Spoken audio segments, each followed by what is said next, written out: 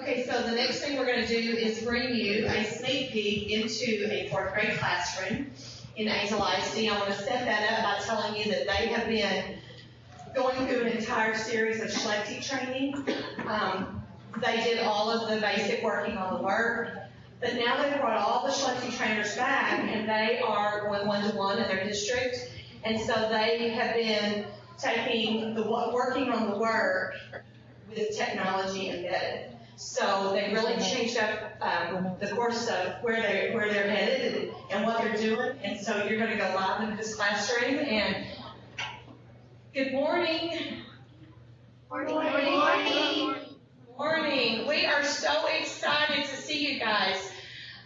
Ms. Tom, we're going to just let you get started, and I'm going to get quiet, and you take it. All right. Good morning. We're excited to show you guys all the amazing things these kids are doing. Today we're working on a lesson in social studies. Or do we lose it? I don't know. Oh, we're good. Oh, they have their own Today's Meet going. We have a Today's Meet going in here, too, for our kids in our discussion, so that's pretty cool. We're today studying the European explorers. It's a unit that we've been working on a little bit. They have been put into pairs. They have been assigned an explorer. They've been conducting research so that they can become experts on their explorer. Today, they're taking it to the step where they are creating, because we have found that once a student takes something to that creation level, it really does increase their knowledge and their retention of that information, and especially when they can teach others and share others. So we have a lot of different apps that are being used today on iPads as well as on our desktop computers. We have some kids making Prezzies. We have the app trading cards being used, which is from Read, Write, Think, which they have amazing apps. They're actually making like baseball cards, the old style baseball cards, but for their own Explorer. So they have their stats, images, all the kind of things that you can imagine on a baseball card, they're going to be making on an iPad for their Explorer, which they can then post that into Edmodo to share with the other students. We could also print those off if we needed to. We have some students using another app from Read, Write, Think called Timelines, where they're able to create a timeline of that Explorer's life. We have Puppet Pals, which is a very fun, interactive puppet show that they can make, which they save it as a video, and they can post that into Edmodo.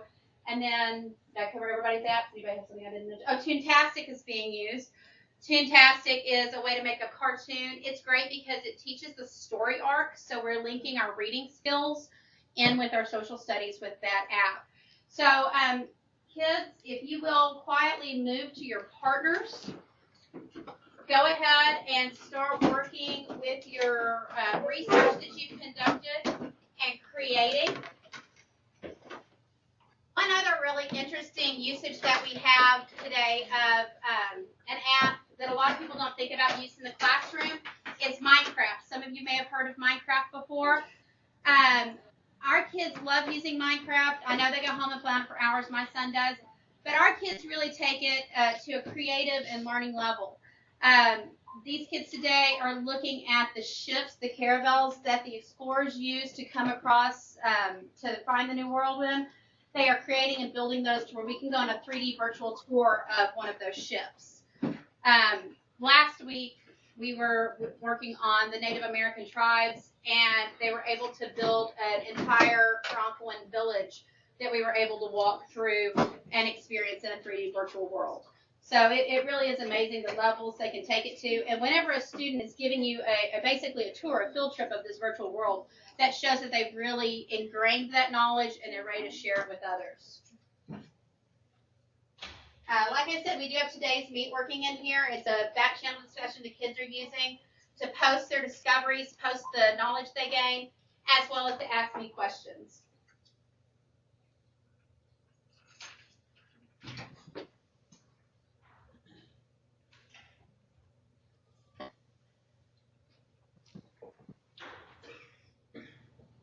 With these iPads going in class, the kids are able to take that knowledge and discovery to a level where the teacher really does get moved to the role as facilitator, where we're here to help them and move them forward, coach them in their learning. But the kids take such an active role in their learning that it's I encourage educators to embrace it. It makes it easier for us, and it makes it a lot more fun for everybody.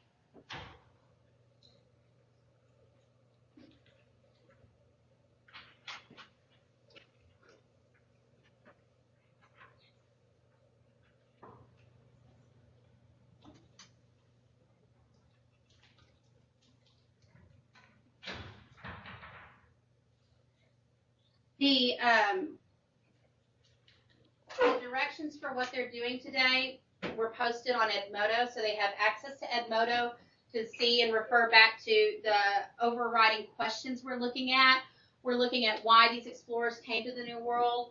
We're looking at what the motivation, the reasons were behind sending them, the countries that sent them, what they were looking for. And so those kind of questions are all already located in Edmodo. So the kids always go back to those overreaching questions and make sure that in their research for these explorers, that information is coming through and will be posted into Edmodo. Also, our assessment for the end of this is in Edmodo for them to give a free response that they'll post in the assignments, and it'll come directly to me on my iPad. And again, any questions they have, they can reach me, obviously in person here, but also virtually through today's meet or through Edmodo.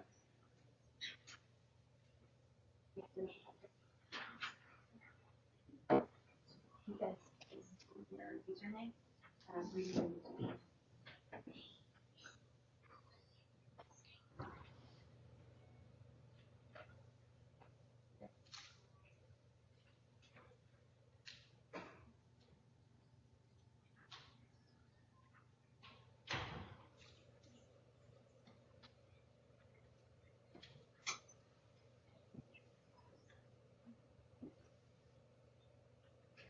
Over here, these guys are using our Toontastic, and they are in the process of currently designing their own animated figures that are going to be telling the story of their explorer as he moves through. So you guys working on that. Thanks, guys. You got your okay. And these two guys are on Minecraft, and they are connecting to where they're in the same virtual world, to where they can build together and work on sharing that information.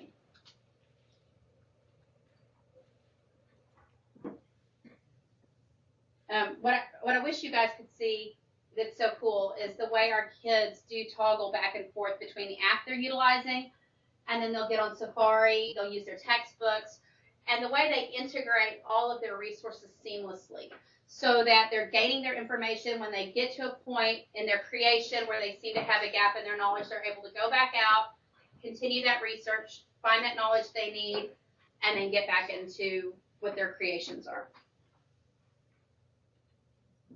So we really do work to make sure that the iPads are tools of production, where they're making something. They're not just consuming information, but they're making something and put it back out there to share with others.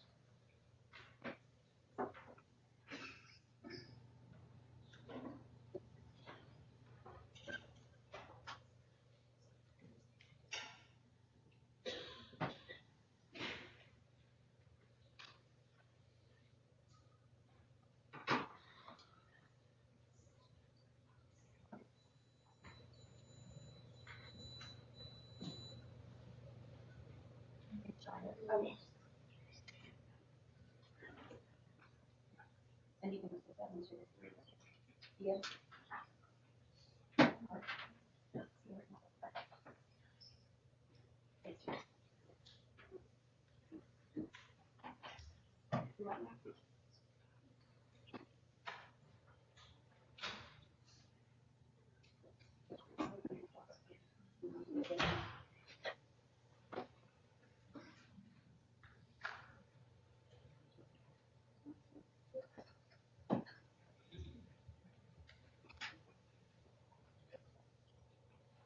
Ms. Tong, I know we're going to do a Q&A. I'm wondering if we can ask some questions along the way. Absolutely. The kids would love to answer anything you need, or myself as well. Just as I was sitting there, I heard people asking, are these one-to-one devices, or do you have a classroom set? How does your technology work? We are not one-to-one at this time. We do a couple of different things. We do have 10 iPads in our classroom, so we're very lucky. We just went to that this year. Last year we had about 7 or 8 in the classroom. But we do a lot of partnering, and the kids really seem to enjoy partnering rather than having their own personal device. It really does help with that interaction. They enjoy working cooperatively. We also allow students to bring their own devices. I've got students over here. We don't have Minecraft as a district to get all the cool stuff. You have to do the paid one, and we're not using any paid apps. But I do have a couple of students who brought their own devices, which we're totally on board with. They're using their own devices to do that Minecrafting over there. Phones, their own tablets, we have that going as well. So between all of that, we really have all we need. We do share with other classrooms if the need arises at this point for having a full class set where they're having to do just independent research. I'll go next door and borrow from my neighbor teachers, and we're able to go one-to-one at the times we need to. But it is absolutely not necessary to be one-to-one to be able to do the interactivity and the creation level, because they do well. They enjoy feeding off each other and working cooperatively. I'm a technology person, and I was amazed at the number of apps and Web 2.0 tools you rattled off that they're using right now simultaneously. At some point, did you kind of have to show them how to use all those tools? How did you get them started using all the different things you named? Well, you certainly have to introduce it piece by piece. If you throw everything at them, they are overwhelmed. But our kids really do, what they come in with, their knowledge they come in with, it's amazing. And so they're able to very quickly share with each other and show them. These guys back here on Prezi, which for a lot of people, Prezi can be overwhelming as a piece of software. It's not an app, but it's a piece of software for the computer. It's a web-based Web 2.0 tool. And that actually came about by accident. I hadn't intended on teaching that to them, but I had a couple of kids wanting to do PowerPoints. But I said, well, there's this cool thing that's Prezi, and it's a little bit better. They YouTubed it, figured out how to use it. They had 2 tabs running simultaneously. They had a tab up with YouTube videos of how to make a Prezi while they were making their Prezi, and they taught themselves. So it was no more than me just mentioning, hey, there's this cool tool called Prezi, and they taught themselves, which is, to me, phenomenal. And kids will do so much more than we give them credit for. But as far as in the classroom, when you start looking at Edmodo, we start with Edmodo pretty much week 1. And it takes a little coaching and using, but they really do like that. It's kind of like legal Facebook form is the way a lot of them see it. And so they do a great job with that. But many of these apps, I don't necessarily know everything about. I know of them. I know the basics of how they're used. But I know, that much, and the kids take it and do this much with it. It's amazing how they will dive into it and discover and figure out its limitations and what I can do with it. And I learn more from the kids on the apps and everything than I will ever teach them. Can you address what changes you've seen in the actual learning from the way you used to teach and the way you teach now? What do you see in terms, is it equally as effective? Is it more effective? What are you seeing in terms of the data and the actual just anecdotal aspect of what you're seeing in the classroom? Well, I feel that whenever you talk with the kids is where you really learn the most. The data, the first 2 years, the nationwide data shows the first 2 years you implement any great change, you're not going to see huge results in the data at first. In fact, it's typical to see a slight drop because there's a learning curve. However, that the data does show that after you get over that learning hump, that it just does soar, and it really does go just shoot right on through the roof. Certainly, you have to pair it with traditional learning, with what we're doing, but the kids are excited. That, to me, is what's the most intriguing thing, is to see the level of student engagement, to see how interested they are. I know that my attendance is up because the kids are excited to be here each day to learn. And they'll tell you it's not just fun, but they really do feel like they're learning. And I get a lot of feedback from parents saying they come home talking about what they did at school today. They come home wanting to show me what they posted to Edmodo, that they're sharing all of that learning. And if that level of student excitement is up, then your student engagement's going to be up, their retention's going to be up. And a lot of parents, I think, were a little nervous at first that this was going to be a lot of playing all day long. And the kids will tell you they don't play on their iPads, that playing on iPads is what they do at home. Here we do work on their iPads. But it's work that they enjoy and they love. I also really like the fact that because we do provide this experience at school, it levels the playing field for our kids. We know that some have these things at home and some don't.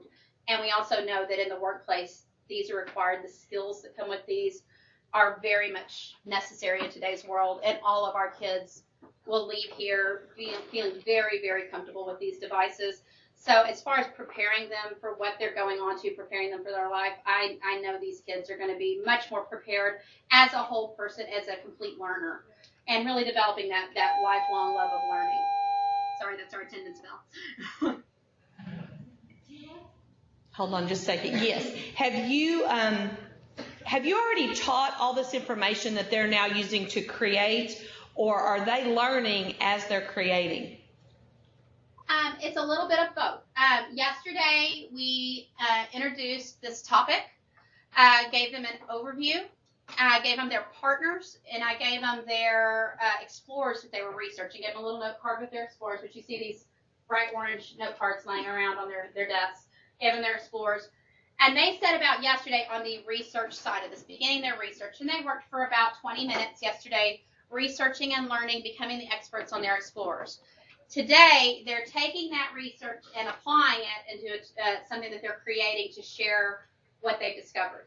As they're going through, what I'm noticing with many of my kids right now is they're realizing that they have some gaps in their research. They maybe didn't get all the information they needed.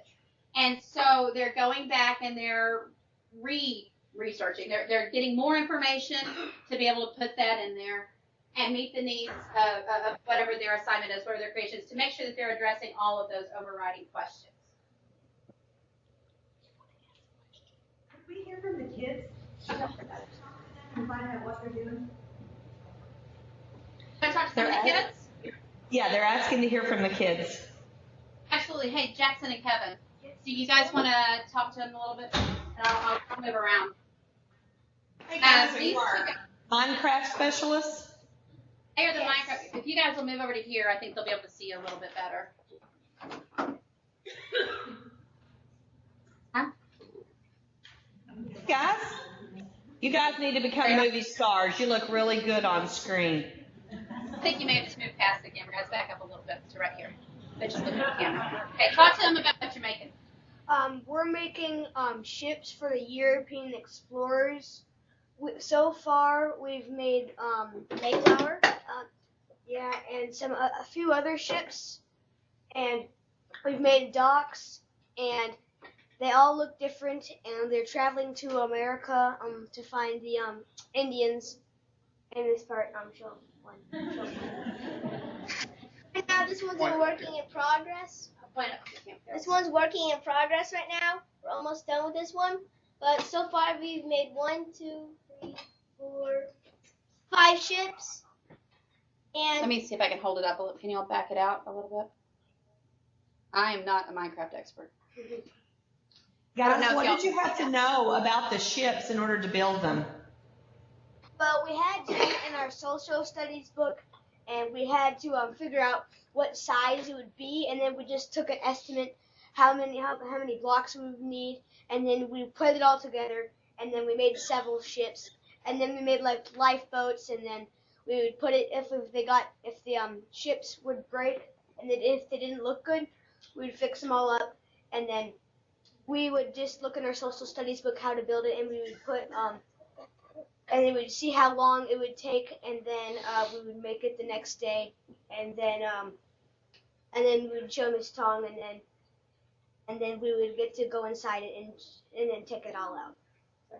Why do you think it's important to learn this lesson? Why do you think it's important to learn about the explorers and the discovery of the New World and the Indians? Why is that important? Well, if they didn't discover this new world, we wouldn't kind of be doing this right now.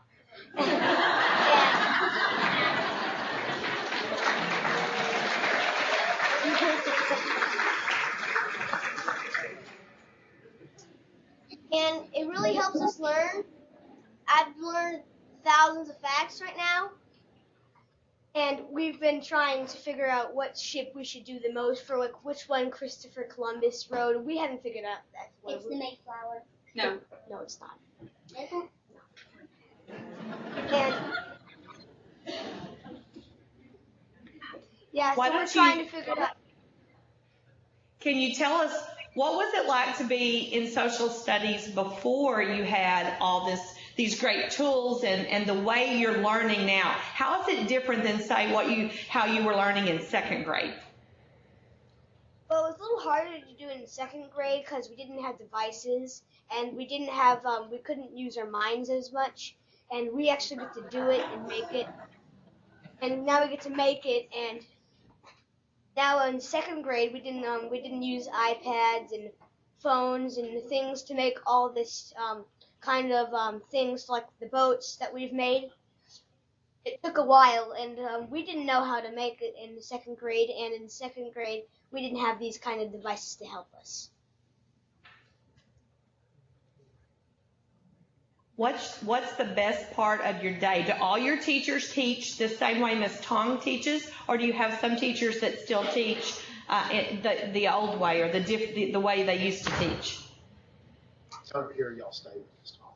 Sometimes we do paper, maybe. Sometimes we do paper like on, say, grammar. Sometimes we do it on an iPad and sometimes on the paper. But most. You stay with me all day. Yeah, we stay with her. her all the time. We don't go with different teachers. We stay here most of the time. We do Okay, so you're self-contained. Okay.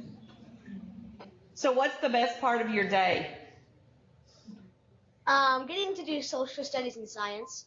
Mine would be seeing my teacher. Yeah. Pretty good.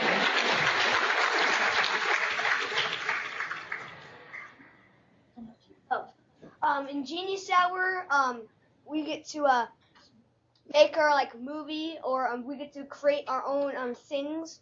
Like we can we get to go on different apps and make tons of different things. Like we Kevin and I are partners with Genius Hour, and we're trying to make a sort of type movie with several different apps. One of the apps that we're using to make a cartoon is Toontastic.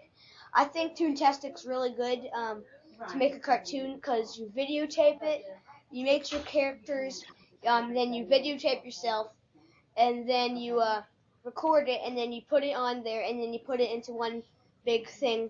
And in Genius Hour, we get to do that. Sometimes in Genius Hour, we once we're done, we'll show it to Miss Tong, and then sometimes we get to show Mr. Smith, Good. which is our principal. Miss Tong, will you address what Genius Hour is? Yeah, absolutely. Genius Hour is a pretty cool concept. It was actually started by Google, and Google did it in their workplace. They found that if they allowed 20% of the work time during the week to go to the employees to work on projects that they deemed to be worthy, things that were their own personal interest, that they had greater production from their employees. And that's actually how Google Mail was invented, the Google Plus apps. A lot of those aspects of Google were developed from Genius Hour. So that's been transferred over to the educational world, where they look at if you give the students an hour a week of their own time to explore their own personal interests, as long as you give them some parameters. They have to have a driving question, something they're trying to solve. And it must be product focused. They have to look at creating something that is going to result in change, that's going to result in answering their problems, such as if they are concerned about litter around the school, they would research it, they would gather information, and they would come up with a solution, a plan that they could put into action to help solve that problem of litter around the school. So it's a way to take their own passions and really drive their learning and love of technology, as well as, if they're researching that, it's going to improve their research skills. It's going to improve their language skills since they're going to have to communicate. Most often it's going to improve their math and science skills because there's going to be a certain amount of data they have to collect and prove what's going on. And we found that Genius Hour is something that they get excited about. We'll throw it in, not the same time, not the same day every week. It's kind of random. It's like, oh, good, guys, you've earned a Genius Hour.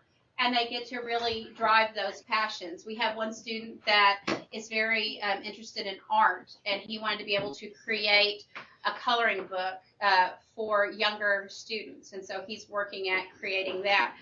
We have other students that are interested in saving endangered animals, and so they're researching those habitats and what can be done for that. So you're able to really expand beyond the ordinary curriculum. However, we're still pulling in the TEKS that we're required to teach, and they're really able to enrich their learning and drive their passions. I don't want to disrupt your flow. Do you need to continue with your lesson? if you want us to, the kids are at a point, are y'all getting pretty close to where you're going to be able to post in Edmodo? All right. So they're really at a point where they're wrapping up their creations and they're getting ready to post into Edmodo. And so if this is a time you'd like for us to pause for y'all to talk more with the kids, we can certainly do that.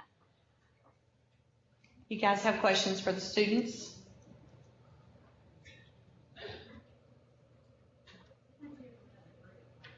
Okay. They're asking just for you to select another group like we got to talk to the two young men. Sure. You guys want to go? What you're creating?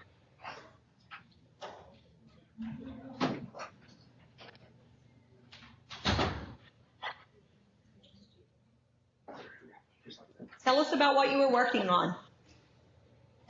Today we're working on trading cards, and we have what you can turn the trading card around, and then you type what your explorer is or someone that you're studying, and you can put their picture in this.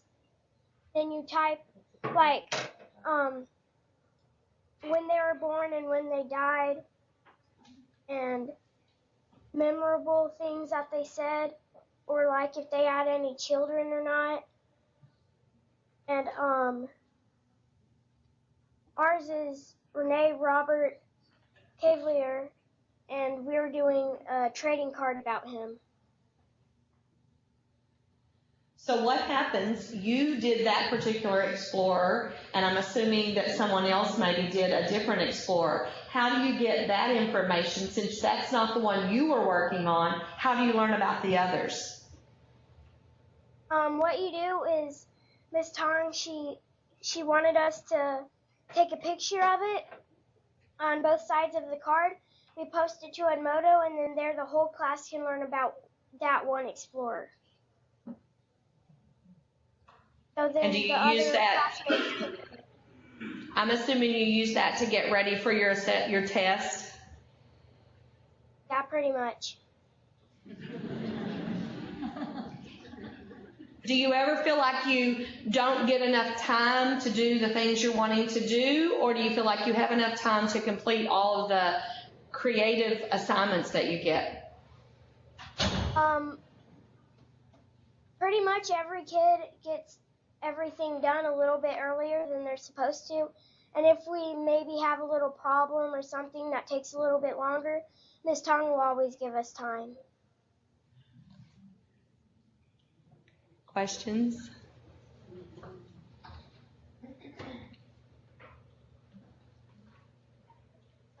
What's the best part of your day?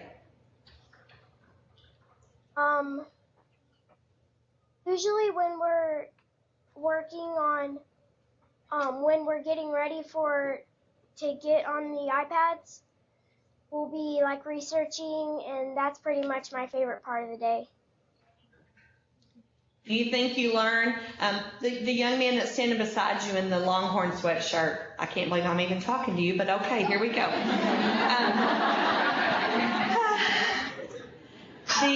Do you feel like you learn, it's easier to learn this way where your teacher's not up there in front giving you all the information, having you take notes, or is it easier when she just gives you the information? Well, it's easier if you do the iPad because if she gives us the answer and stuff, people usually daydream and stuff and be bored. And if Miss Tom gives you the iPads and stuff, you'll be able to do research about them, and then you get excited about them, and then you do apps that you really like and stuff. And so you get more attention about them and more research about them. Okay, here's the golden question for you. If you were given an opportunity to go out to recess during this time or stay in there and work on your iPad and work on this assignment, which would you choose? Probably iPad. Wow. I thought surely one of you would say recess. Neither of you, huh? That's good news. Miss Tom, you're doing something right. That's awesome.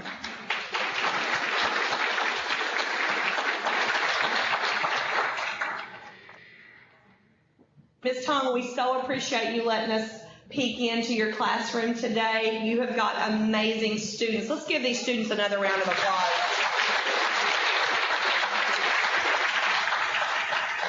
Oh, you even got some whoop whoop. So you did good. Miss Tong, you're an amazing teacher. It is so great to see one of our districts and one of our campuses in Region 11 doing this amazing kind of work. And we are so grateful to you because you are preparing our future generation, and we are thankful that you're in the classroom and working with these kids every day.